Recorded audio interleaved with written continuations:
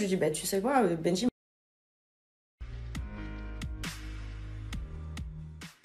Je lui dis, bah tu sais quoi, Benji m'a inventé une tromperie avec lui. Bon, on était séparés depuis au moins 3 semaines, donc ça n'aurait même pas été une tromperie, mais bon, c'est pas grave. Mais je couche pas avec mes potes dans tous les cas, donc voilà. Donc voilà, ça recommence ce matin. Et ce qui va se passer, c'est que je vais finir par péter un câble. Et c'est pas que sur les réseaux que ça va se passer, parce que bah, je pense que je suis même en droit de porter plainte, en fait. Hein, menaces, insultes, diffamation, enfin voilà. Donc je n'ai pas envie d'en arriver là. Mais du coup, vu que tu m'as fait des menaces ce matin, voilà. Vu que tu m'as fait des menaces en me disant ouais si tu fais la mesquine, et bah écoute je vais pas faire la mesquine, je vais dire la vérité et à quel point t'essayes de me faire passer pour un tapin que je suis pas. Donc en fait c'est pas parce que en général sachez une chose les gens, c'est pas parce que vous êtes des personnes discutables que tout le monde est comme vous et que tout le monde a les façons de faire que vous. Ce n'est pas parce que vos ex vous ont fait des choses que la personne avec qui vous êtes ou avec qui vous avez été ou votre dernière relation vous fait les choses. Chaque personne cas par cas. Ça s'appelle l'intelligence, mais je pense que c'est pas donné à tout le monde, malheureusement. Mais bon, voilà. Donc, en fait, je vous explique.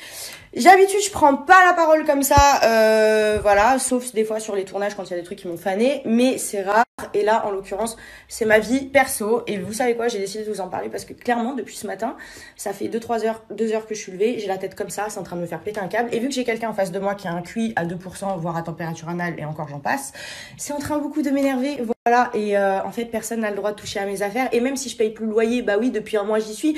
Mais je pourrais parler d'autres histoires, d'argent, de choses que j'ai payées et que je te reproche pas non plus. Voilà, donc je le fais pas. Donc en fait, au bout d'un moment, voilà, c'est en train de me gonfler, c'est en train de me monter jusque là. Et en fait, bah vu que malheureusement je me prends des menaces et qu'on me dit ouais si tu fais la misquine sur les réseaux, je t'allume. Et ben écoute, on va dire la vérité comme ça, tu vas allumer personne en fait. Voilà ce qui va se passer. Donc du coup, tu touches pas à mes affaires. Et je vais venir les récupérer. Et sache une chose, c'est que si je suis pas venue faire mes cartons depuis là, c'est parce que la prochaine fois où tu vas me voir, je vais venir, je vais faire mes cartons, je vais les mettre dans le camion, je vais te rendre les clés et tu me verras plus jamais. Donc voilà. Voilà, enfin bref, sur ce, arrêtez de croire que parce que vous croisez des gens, potes, des filles, des mecs, potes, que ça y est, il se passe des trucs. Oui, hier j'étais en boîte avec mes potes mecs. Oui, j'ai dansé avec tous mes potes mecs. Et oui, mon pote me tenait comme ça par l'épaule. D'ailleurs, je vais vous mettre la vidéo parce que c'est très très drôle. Bref, tout ça pour dire que j'aurais apprécié avoir une rupture à peu près normale. Hein. J'aurais apprécié que ça se finisse à peu près bien et avoir à peu près des bonnes relations.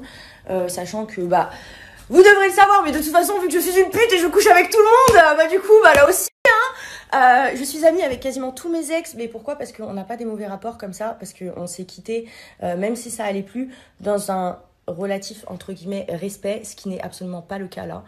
Et vraiment, c'est en train de me faire serrer, mais vous savez pas à quel point. Donc du coup, ça m'énerve et j'ai décidé d'en parler parce que du coup, je sais plus quoi faire là. Je sais pas si j'appelle la police, je sais pas quoi faire, c'est en train de me faire vriller en fait. Je suis en train de me faire à manger et j'ai eu le plaisir de voir ce que comment dire, Harley Quinn, on va l'appeler Harley Quinn parce que je pense qu'elle a un gros souci psychologique, vient de dire sur les réseaux sociaux. Alors, on va remettre les choses dans leur contexte. Premièrement, je vais pas spoiler le programme des Marseillais, ça sert à rien, c'est inutile. Je vais juste vous dire quand on est rentré de tournage. On était séparés. Et elle m'attendait à la maison. Donc vu qu'on a la maison ensemble, elle m'attendait à la maison en me disant en gros s'il te plaît, c'est pas fini, s'il te plaît réfléchis, prends le temps de réfléchir, nanana. On a la maison en commun donc c'était compliqué et je lui dis écoute, pour moi je pense que c'est fini, maintenant si tu veux que je réfléchisse, je vais réfléchir pendant quelques jours. Ok, pas de problème. Ça s'est passé comme ça au début. Maintenant vous allez voir la suite. Attendez, juste. Donc du coup pendant quelques jours, à vrai dire 2 jours, on cohabitait dans la même maison. Une fois je dormais sur le canapé, une fois elle dormait sur le canapé. Enfin, voilà. On s'est évité un peu. Je lui ai adressé la parole uniquement pour lui dire bon ben je vais au foot ou alors je vais au restaurant avec mes collègues ou alors là je sors, je vais au sport. Ça s'arrêtait là. Elle supportait pas la situation, que je ne lui parle pas. Et donc du coup, en fait, elle a décidé, au bout du 3e jour, de prendre sa valise et se tailler. Au moment où elle prend sa valise et moi je la vois, je dis tu vas où? Elle me dit ça te regarde pas. Vu que toi tu m'as enlevé la parole depuis quelques jours, ben je te dis pas où je vais. Sauf que moi, à chaque fois que je sortais, je lui disais où j'allais. Au foot, au squash, au resto. Bon bref, c'est pas grave. Le lendemain, je reçois un message. Benji, tu es cocu depuis un bon moment avec Alix Alix te fait cocu depuis un bon moment et plusieurs fois et ça vient de la personne avec qui elle baise. Bon, ben moi je l'appelle, je lui dis tu es où? Et elle était chez ce mec là. Bon, et je vous passe les détails de mais tu es un malade, un psychopathe, mais comment tu peux imaginer ça? Mais moi j'imagine rien du tout en fait. C'est-à-dire que tu pars la veille, tu me dis pas où tu vas, j'apprends que tu vas sur Paris, tu vas dormir chez un mec et moi en fait au final je reçois un message avant de savoir que tu as dormi chez un mec en disant que tu baises avec lui et que c'est pas la première fois, que ça vient de lui-même. Bon bref. Ça à la limite, si elle m'avait pas demandé de réfléchir avant, qu'elle le fasse. Bah, grand bien lui fasse, je m'en fous. Mais pourquoi tu me demandes de réfléchir, tu me supplies, tu pleures et derrière tu vas faire ça en fait. Bref, allez, imaginons qu'il ne s'est jamais rien passé. Non, non. Bon bref, elle part à Montréal. Avec qui? Avec cette personne. Bref. Et hier, cette nuit, je reçois un message comme quoi, genre, je reçois une vidéo de elle, lui, le bras sur elle, elle lui tenant la main, comme un vrai couple. Il n'y a pas de truc bizarre. Hein. Et là, je lui dis, ben, c'est simple, en fait, tu vas venir. Du coup, moi, ce matin, je lui envoie un message en lui disant, écoute, c'est simple, tes affaires, je vais les mettre dans un carton parce qu'en fait, c'est simple. Ça fait un mois, elle ne vit plus ici, c'est-à-dire qu'elle paye pas le loyer. Elle laisse ses affaires là et en gros, elle vit à Paris, elle fait sa life et en gros, moi, je suis dépendant d'elle, en gros, c'est chez elle, mais elle fait sa life partout. Elle cherche un appart et tout, mais moi, c'est pas chez moi, c'est encore chez nous, pas du tout. Tu payes pas le loyer, tu fais rien, tu vis ta best life. Ben, moi aussi, je fais ma life, mais quand je rentre ici, c'est chez moi. Donc en fait, tout simplement, ces affaires, je veux les mettre dans un carton, puisqu'elle ne paye plus le loyer non plus, et les donner à sa meilleure amie, et puis terminer. Je vais changer la serrure, et tout ça, tout simplement. Le bail est à mon nom, la maison est à mon nom, tout. Et elle ne vit plus là. Donc en gros, en fait, si pendant 2 ans, elle vient pas récupérer ses affaires ici, elle paye pas le loyer, c'est quand même chez elle. Ah, moi j'en ai marre, moi. Et vous savez pas toute la vérité, tout. Et croyez-moi, vraiment croyez-moi, le diable n'est pas souvent celui qu'on croit. Voilà, sachez ça. Je vais juste dire ça. Je veux bien passer pour le connard parce qu'on voit des choses dans la bande-annonce, etc.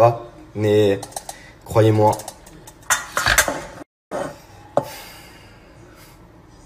je vais me taire. Je vais me taire, vraiment. Parce que vous pensez la connaître. Ouais, je vous le dis. Vous pensez vraiment la connaître. Mais très peu de personnes la connaissent vraiment. Et ceux qui ont vu son vrai visage, ils me comprennent, ils savent. Voilà, je m'arrêterai là. Bisous tout le monde et bonne journée. Moi, je suis encore dans mes pattes, je galère depuis tout à l'heure. Ah oui, aussi, elle appelle mon père, elle appelle mon frère en me disant qu'elle va porter plainte, que pour diffamation, que je l'ai insulté. Je vous mets le screen de tout ce que je lui ai envoyé ce matin. Je vous jure, sur tout ce que j'ai de plus cher, il n'y a aucune insulte, vous allez voir. Je lui ai dit que c'était une malade, que c'était une folle, qu'elle avait un gros problème. Mais à aucun moment je l'ai insultée, donc elle peut aller porter plainte, il n'y a aucun problème. J'y vais même avec elle si elle veut. Et comme je vous le dis, c'est vraiment une manipulatrice. C'est-à-dire que là, elle vous a dit que je l'avais insultée. Je vais vous montrer, je ne l'ai pas du tout insulté ce matin. Mais tout ça pour toujours se faire passer pour la victime. Elle aime trop ça en fait, que les gens l'écoutent et de la peine pour elle, etc. Mais à un moment donné, le vrai visage des gens, croyez-moi, on le voit. Et moi, à un moment donné, je l'ai vu, c'est pour ça que je suis parti, tout simplement. Voilà, sachez ça. Voilà. Je vais vous dire ça. Maintenant, je clôt la conversation. Ça sert à rien d'appeler mes parents, tout ça, pour dire que tu vas porter plainte. Va porter plainte. Fais-toi plaisir. Bisous.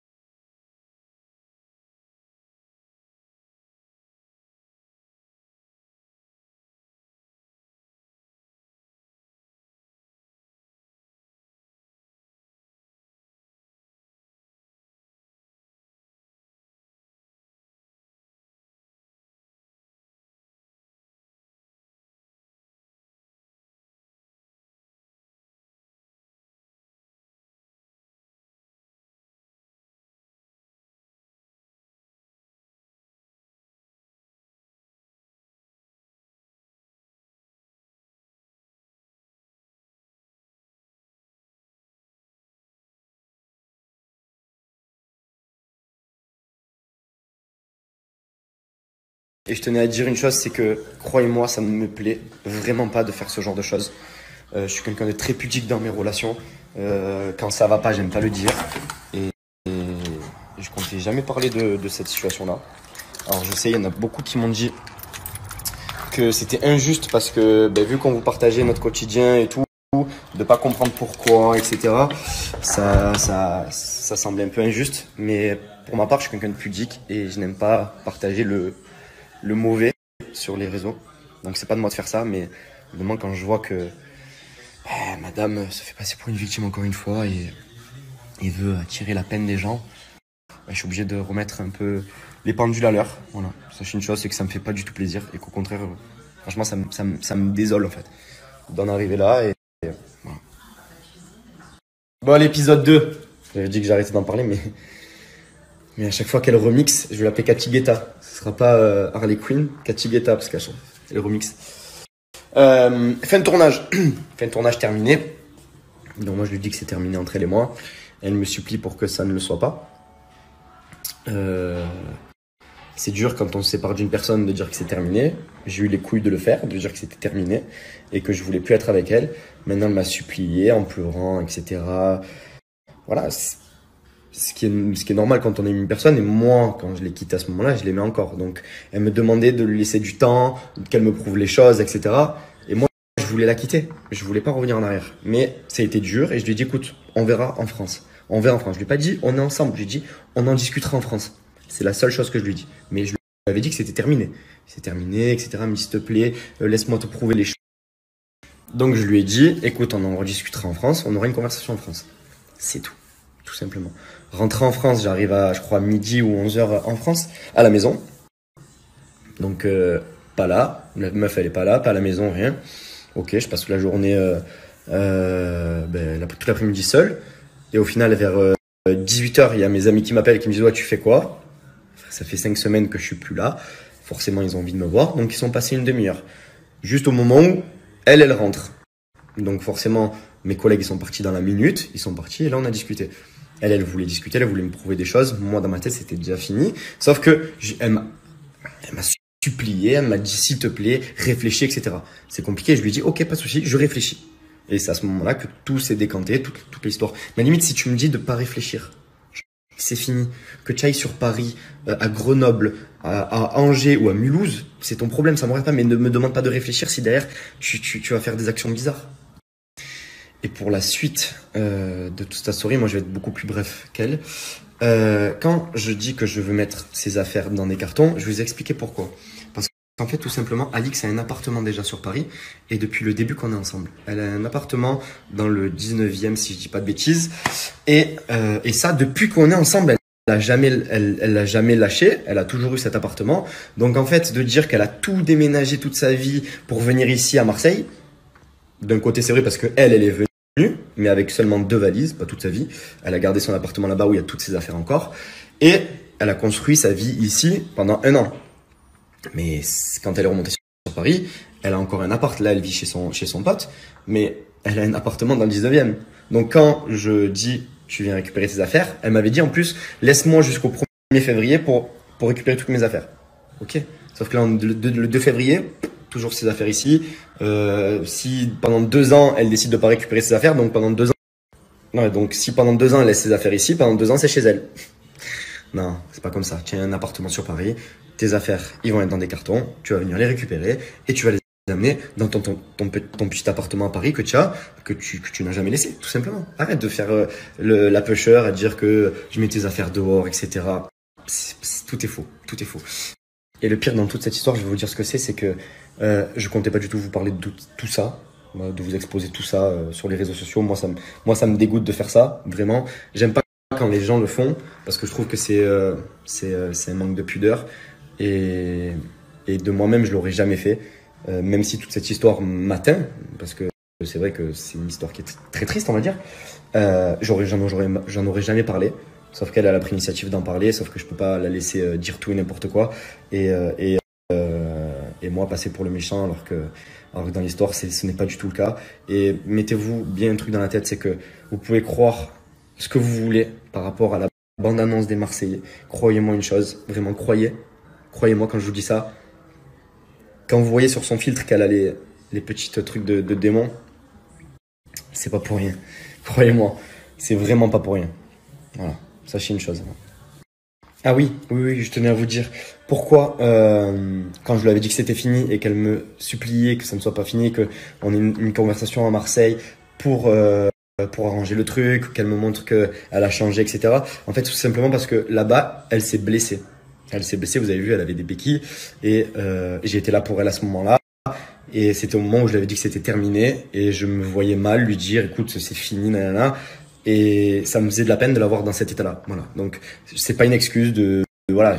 J'avais dit que c'était terminé bien avant qu'elle se blesse et de la voir dans cet état-là, qu'elle me supplie en pleurs qu'on ait une conversation à Marseille. J'ai été faible en fait. Au final, c'est ma faute. J'aurais dû refuser la conversation et puis voilà. Bref. Voilà. Je crois que j'ai fait le tour. Voilà. Suite au prochain épisode peut-être. Hein. Mais en tout cas, moi, ça me saoule d'en parler. Mais bon, faut toujours faire sortir la vérité. Et oui, je tenais aussi à rectifier une chose, c'est que quand elle dit que mon frère et ma mère étaient au courant qu'elle montait chez ce fameux mec quand elle montait sur Paris, c'est faux. J'ai eu ma mère le lendemain au téléphone, elle m'a dit oui, elle m'a dit qu'elle montait sur Paris. J'ai dit oui, d'accord maman, mais est-ce qu'elle t'a dit qu'elle allait chez ce mec-là? Elle m'a dit non. J'ai dit parce que c'est ce qu'elle est en train de dire. Elle dit oui, moi aussi, elle m'a dit que, mais oui Nathalie, je te l'ai dit que j'allais chez ce mec. Sauf que ma mère, non, ma mère on lui fait pas. Elle a essayé de rentrer dans son cerveau. En lui disant, mais si je te l'ai dit que j'allais chez ce mec, non, tu lui as pas dit. Oui, tu as dit que tu allais sur Paris, c'est tout. Mais pas chez ce mec-là. Arrête tellement tes délits. Mon frère, je sais pas, parce que mon frère, le truc, c'est qu'il a toujours voulu qu'on se remette ensemble.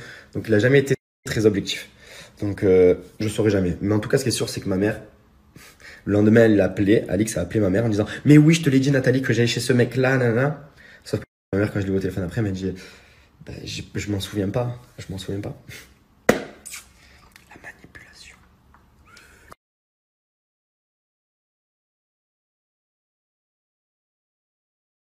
Du coup, comme je vois que la vicosserie n'est jamais finie et que du coup, on va vous rentrer dans les détails, hein, parce que moi, je vais vous dire la vérité, il n'y a pas de souci, je m'en bats les couilles, parce que du coup, on m'a envoyé sa story où monsieur se justifie. Je vous explique, on s'est séparés. Je vais vous donner les raisons parce que, comme il l'a dit, nous n'allons pas spoiler le programme. Maintenant, faut savoir que Benji a été à un moment du tournage, en dehors du tournage, avec moi. Je vous dirai pas pourquoi. Bref. Et il s'est trouvé qu'après, il m'a levé la parole 3 semaines, alors que j'étais dans une situation bien particulière. Il est venu à l'hôpital avec moi. Je vous expliquerai pour un truc, je me suis fait mal, bref. Rien de grave. Et il m'a dit exactement qu'il ne savait pas où il en était et qu'il allait réfléchir. Donc, il m'a dit, on aura une discussion à Marseille. Donc, du coup, quand j'arrive à Marseille, forcément, moi, je suis amoureuse, j'attends qu'il rentre et savoir est-ce qu'on va pouvoir arranger les choses. Logique, rien de plus normal. Et d'ailleurs, c'est marrant parce que j'ai tous les messages et tout, donc voilà, c'est bien de réinventer l'histoire, mais malheureusement, tout a été couché à l'écrit, donc voilà, bref. Mais ça, c'est pas grave. Du coup, voilà. Et puis d'autres personnes étaient au courant, oui, parce que vous doutez bien qu'il y a pas mal de personnes que vous connaissez aussi qui ont été mêlées à cette histoire, parce que forcément, j'avais besoin de soutien. Donc, du coup, les personnes ont vécu en même temps que moi les situations. Voilà. Donc, du coup, il m'avait dit, on parlera quand on sera à Marseille, je sais pas où j'en suis et tout. Donc, le premier soir, j'arrive. J'avais fait en sorte que quand il arrive, tout soit prêt à la maison, normal. Voilà, je veux que ça se passe bien, donc je fais les choses bien, normal, c'est logique, qui ne le ferait pas. Et j'arrive, il y a ses 2 meilleurs potes dans le salon, en train de fumer dans le patio, sachant que même moi, je ne fume pas chez moi.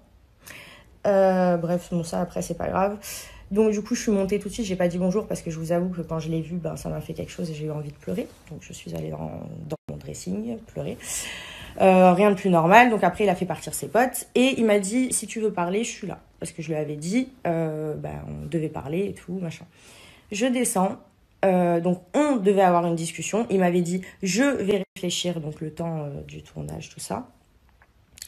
Et la discussion a été qu'il n'y a que moi qui ai parlé et qui me disait je sais pas où j'en suis, j'ai besoin de réfléchir. Ce n'est pas moi qui t'ai demandé de réfléchir, c'est toi, tu m'as dit. Du coup, tu m'avais dit qu'on allait parler.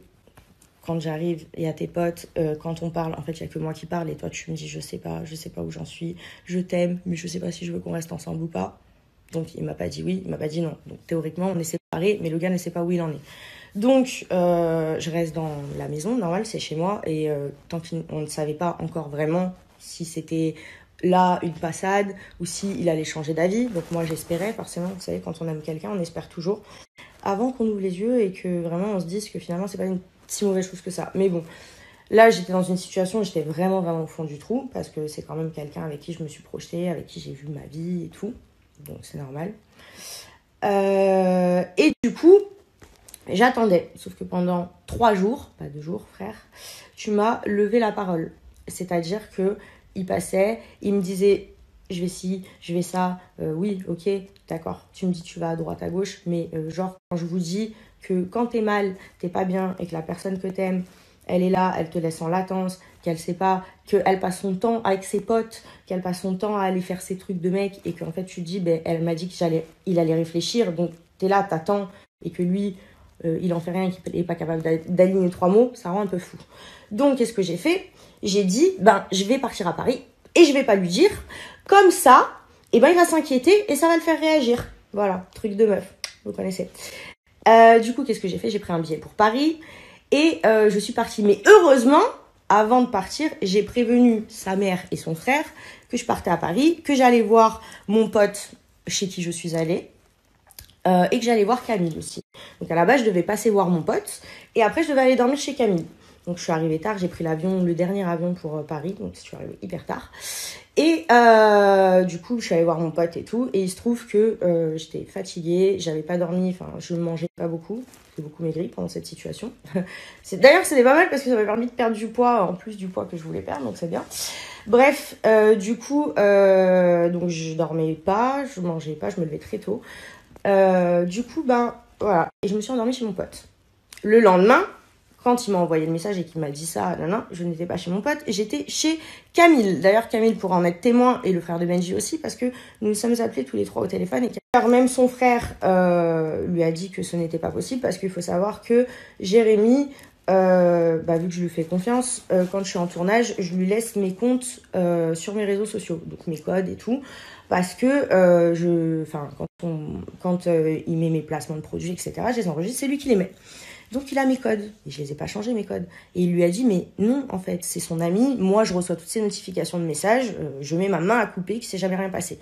Donc plein de gens lui ont dit, mon pote, il s'est senti insulté, parce que non seulement tu nous inventes une vie à lui et à moi, mais en plus tu lui manques de respect. Il faut savoir que mon pote est venu une fois rencontrer Benji, et c'est un homme, c'est le genre de personne, s'il te serre la main, il va pas aller te faire une crasse derrière. Voilà, tout le monde n'est pas comme ça, malheureusement. Mais il reste encore des gens qui ont des valeurs. Heureusement, j'ai des amis qui sont quand même assez droits, donc c'est une bonne chose. Mais malheureusement, Benji, ça c'est quelque chose qu'il ne comprend pas. Et qu'il n'a jamais rencontré mes amis. Parce qu'il faut savoir qu'en 1 an, il n'a jamais rencontré mes amis. Vous savez que Benji ne connaît pas Camille. Vous connaissez tous Camille. Bref, bon, ça c'est une autre histoire. Donc... Du coup, donc tout le monde lui dit, sa mère, son frère, tout ça, mais on est sûr. Et heureusement que je leur avais dit que j'allais à Paris. Mais c'était un prétexte, parce que vu que le gars, il était là, en fait, il voulait me quitter, mais il n'avait pas les cojones de le faire. Qu'est-ce qu'il a fait? Il attendait un prétexte. Et son prétexte, ça a été, ouais, t'es parti et j'ai reçu un message. Mais moi, frère, je reçois des messages à longueur de temps, même pendant notre relation, que tu me trompais avec une telle, qu'on t'avait vu là, avec telle meuf. Mais je réagis pas. Pourquoi? Parce que c'est des messages de fans, de haters, c'est de gens qui inventent des vies. Comme des gens qui envoient des messages en disant, oui, moi je connais Alix ou je connais un tel. On sait que vous êtes des mythos. Donc je vais pas prêter attention à ça. Mais là, t'as prêté attention à ça parce que ça t'arrangeait. Bref, du coup, je me suis mis dans un état pas possible parce que le mec, il m'appelle, il m'insulte de tous les noms, il m'invente des trucs. Donc, mon pote l'appelle, il lui a carrément envoyé un message en lui disant, en fait, au bout d'un moment, tu ne mets pas mon nom dans tes histoires. Alix, c'est ma pote. S'il avait dû se passer des trucs, ça fait, je sais même pas combien d'années ça fait qu'on se connaît, mais ça doit faire 4 ou 6 ans. Genre, vraiment, c'est genre, c'est mon frérot. Et je suis pas assez conne. Vous avez vu que quand même, je publie régulièrement des gens dans ma story et il fait partie des gens que je publie très régulièrement. Donc je suis pas assez conne pour te tromper avec quelqu'un que je promouvois tout le temps. Bref. Ou pour te tromper tout court parce que je suis anti-tromperie malheureusement. Donc voilà, bref, du coup je suis rentrée, donc j'étais en larmes. Heureusement que Camille était là et que Jérémy était là au téléphone, donc il m'a fait la misère, je vous explique. Je suis rentrée, au final il a accepté de pas jeter mes affaires dehors parce qu'il m'a dit oui, je vais te jeter tes affaires dehors en 24 heures, nanana, t'es la plus grosse PUTE, t'es pire que Tristana, c'est un enfant de cœur à côté de toi.